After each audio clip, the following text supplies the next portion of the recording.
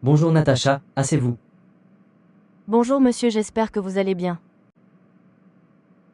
Vous êtes prêt Natacha? On commence? Oui, on y va. Nous allons commencer par la simulation professionnelle. Vous passez un entretien pour un poste d'officier de campagne pour le PNUD au Mali. Pouvez-vous nous expliquer pourquoi vous souhaitez travailler sur ce projet de renforcement de la résilience climatique dans le secteur agricole au Mali? L'état actuel de la planète me motive énormément à travailler pour ce projet, car de nombreuses communautés et des personnes vulnérables sont directement touchées par les effets du changement climatique, et particulièrement eux qui avaient moins contribué au réchauffement climatique, c'est injuste. Je souhaite contribuer à renforcer leur résilience, notamment dans le secteur agricole, en soutenant des solutions durables pour améliorer leur avenir. Merci. Quelles compétences particulières pouvez-vous apporter à ce projet? Je crois être la candidate parfaite parce que mes compétences et mon engagement s'alignent étroitement avec les objectifs du projet du PNUD au Mali.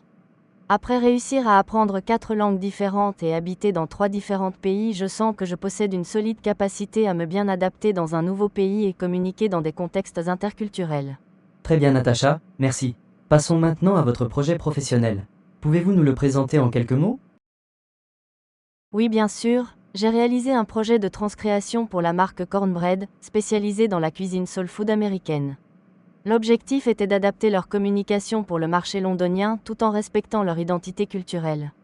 Cela m'a permis de développer des compétences en analyse interculturelle et en stratégie marketing. D'accord, très intéressant. Avez-vous rencontré des défis particuliers? En fait, ouais, le principal défi était de maintenir l'authenticité de la marque tout en rendant son message pertinent pour un public britannique. En plus, Cornbread est une marque qui fusionne plusieurs cultures, ce qui rendait l'adaptation encore plus complexe. Il fallait éviter une simple traduction et créer un équilibre culturel subtil, en respectant à la fois ses racines et les attentes du nouveau marché. Merci. Maintenant, discutons d'un thème étudié cette année. Pouvez-vous expliquer ce qu'est la glottophobie et pourquoi elle pose problème aujourd'hui?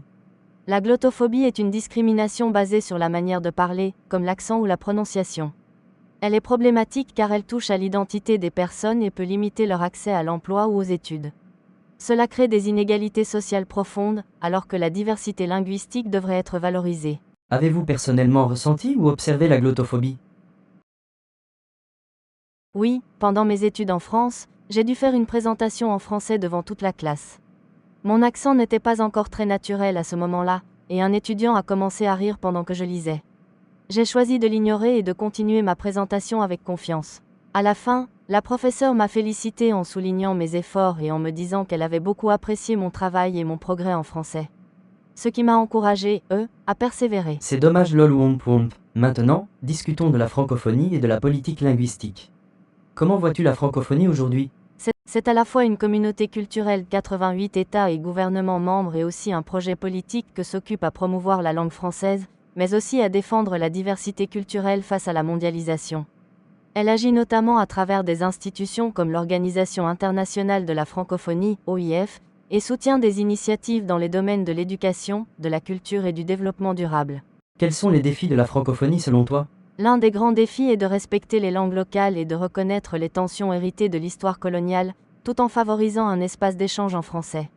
Par exemple, aux Antilles françaises, il existe encore aujourd'hui des tensions entre l'usage du français et la valorisation des langues créoles, ce qui illustre la complexité de promouvoir le français sans marginaliser les identités linguistiques locales.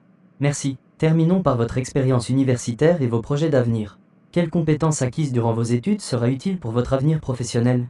Mon expérience universitaire a été très enrichissante. Je suis particulièrement fière d'avoir amélioré mon niveau de français.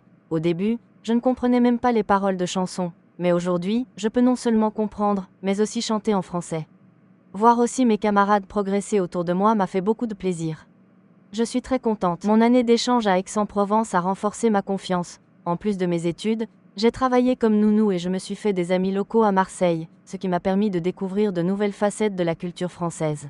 Pour l'avenir, je suis heureuse de terminer mes études et j'ai hâte de démarrer une carrière dans le secteur du business, peut-être en marketing, avec l'espoir de travailler à l'international et de continuer à explorer de nouveaux pays. Très bien, merci Natacha pour votre temps précieux. Je suis très heureux pour vous et fier de toi, t'es magnifique.